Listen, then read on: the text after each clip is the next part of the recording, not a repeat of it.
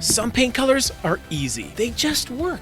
They're flexible, forgiving, and they make you look like you know what you're doing, even if you don't. And then there are other colors. The ones that look amazing in theory, but the second you put them on your walls, you're like, wait a second, this is not what I signed up for. What's going on? So today we're talking about 5 paint colors that are so hard to work with. The ones that designers secretly groan about when clients bring them up. Not because they're always bad. In fact, sometimes they're pretty good, but because they come with baggage usually, in the form of undertones, lighting issues, personality clashes, you name it. If you need a little more color inspiration, check out our palette pyramid service where we create custom color palettes for you based on your needs, your wants. Whether you need a 3-color palette, 6, or even more, we can accommodate you. And as part of the service, I even send you a personalized video explaining how the colors all work together. People love them. We're getting more and more demand. So while my workload is still manageable, check the link down below and secure your palette pyramid today. So going right into things, let's start with Agreeable Gray by Sherwin-Williams. I know some of you are already clutching your paint axe like, how dare you? But hear me out. Agreeable Gray has been the grayish for years. It was on every Pinterest board, every house flip, every new build. And part of the problem is it was marketed as the perfect neutral. But in reality, it's more like the friend who's nice in some settings, but totally awkward in others. I find Agreeable Gray to shift like crazy depending on the lighting. In north-facing lights, it can go really cold and flat, almost like a sad gray, which is very sad. And in south-facing light, it warms up so much, it starts to look muddy and beigey, and the more you pair it with bold accent colors, the more its undertones get exposed, and not always in a flattering way. It's one of those colors that's technically safe, but if you don't control every other factor in the room, it can really let you down. So be careful. Next up, Cotton by Sherwin-Williams. Now here's the thing. This one's part of their newer designer color collection, I guess. You'd think, okay, this must be perfect. If it's in a curated designer lineup of colors, it's gotta be a slam dunk. Easy peasy. Except not really. Cotton looks like it's going to be that pure, crisp, modern white. But once it's on your walls, the yellow undertones show up and they take over everything. Suddenly what you thought would be fresh, clean, and just lovely starts leaning into dingy and unbalanced territory, especially if you're pairing it with cooler finishes. It's not that Cotton is a bad white, but it's sneaky. It doesn't deliver that clean canvas effect people expect from a designer white. So personally, if you want something warm but not overly yellow, I'd reach for Sherwin-Williams West Highland White instead. It has that lovely soft, creamy quality,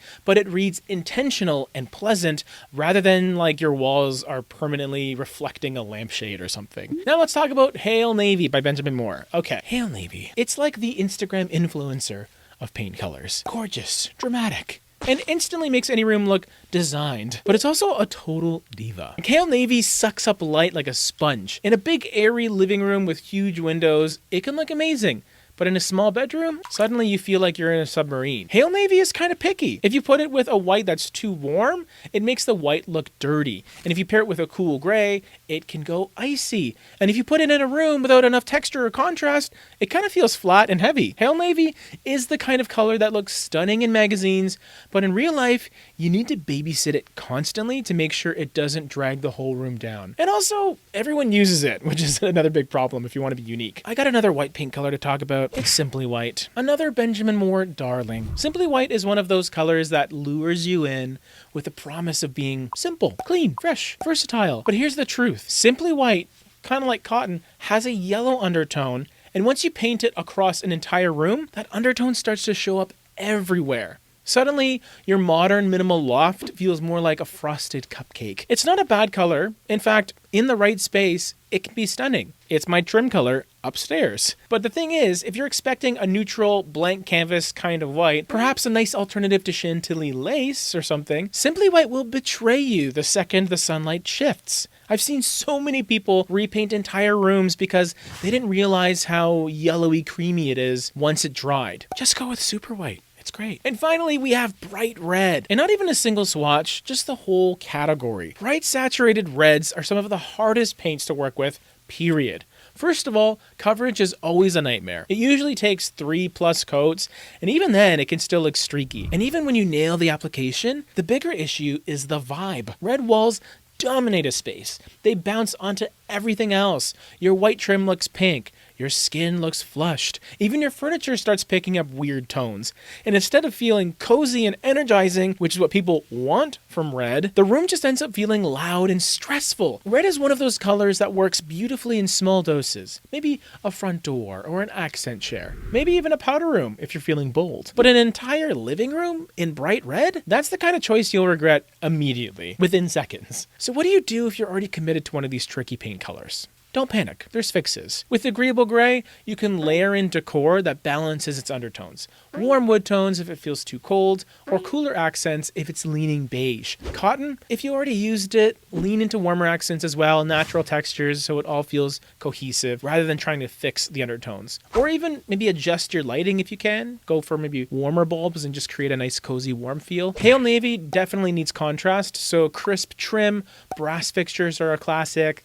Lighter textiles, that'll stop it from dragging everything down. Simply white works best when you go all in on warm, cozy vibes too. Think soft taupes, maybe some organic elements, some plant life. Can you see it? Leaves. And red, break it up. Add wainscoting, hang art, or even consider painting just a portion of the room so it doesn't completely overwhelm you. The bottom line is, not all popular or classic colors are easy. Some of them are secretly the high maintenance friends of the paint world. Hot, but difficult. And that's okay, as long as you know what you're getting into before you roll them across all 4 of your walls, you'll be good. Now I gotta hear from you guys. Have you ever tried one of these colors and instantly regretted it? Or maybe you pulled it off and proved me wrong. Drop your stories in the comments. I love hearing the real life stuff, the wins and the fails of the community.